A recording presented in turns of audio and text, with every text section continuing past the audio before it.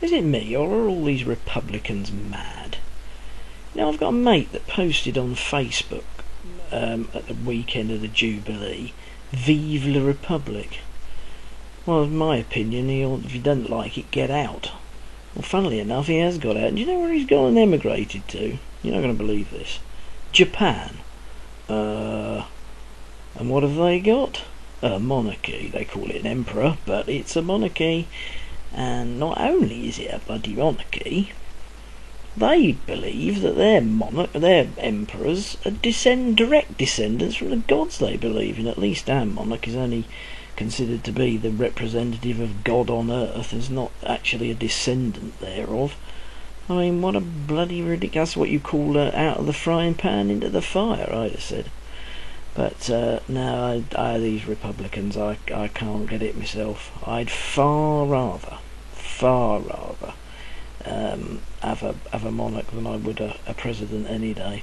You know, just the mere fact of becoming a president means that you must be an ambitious individual. It can't be any other way, can it?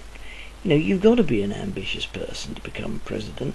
You know, you might say, well, I've got all high ideals and all that, and you know, and I'm going to be independent and just the head of state and represent the country. But the fact of the matter is, you must have been an ambitious person in the first place to get a profile high enough to stand for president, you know, for people to notice you. Well, if you're got that kind of ambition, then at the end of the day, somehow or another you're going to be swayed, you're going to be corruptible, you've got an agenda, even if it's for your own ego, or, you know, it might even be for a good cause, but at the end of the day, you've still got an agenda. And therefore you're going to be got at. Now, the royal family, they might have their faults, and you know, and I agree, I'm the first one to admit it costs a lot of money and there's too many hangers on. But, you know, the Queen and the direct royal family, they do a great deal of good. They're really busy people.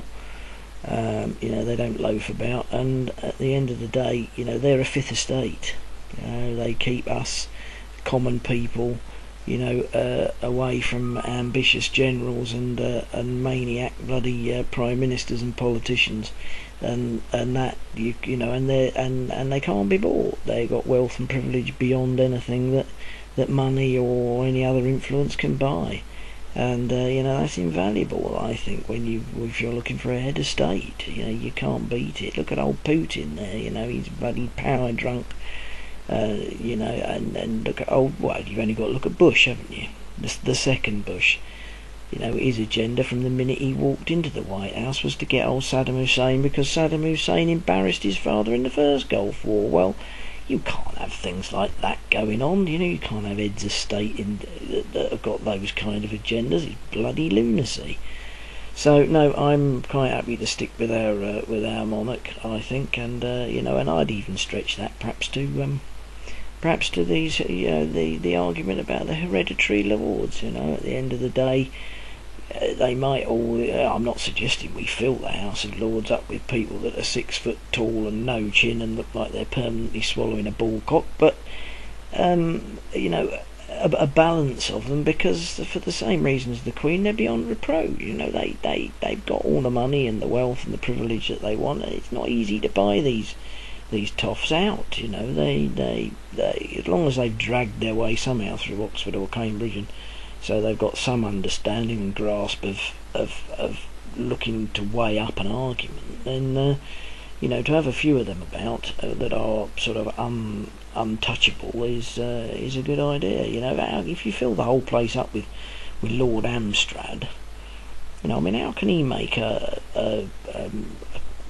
unbiased opinion on, say, for example, legislation on the ecological disposal of computer chips and you know, and defunct and finished with and discarded computers? He bloody can't, can he?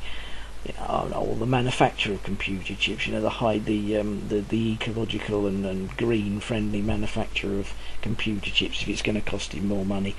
It's obvious, you know, you can't have that kind of thing going on. Or if you do, so you do inject a little bit of up-to-dateness, if you like, into the House of Lords, I think you still got to got to temper it with a few people that haven't got agendas. That's the bottom line. People who haven't got agendas.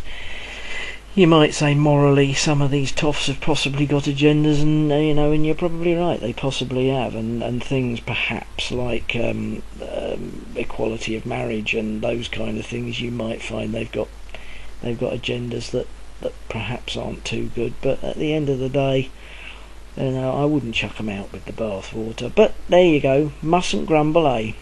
Tra.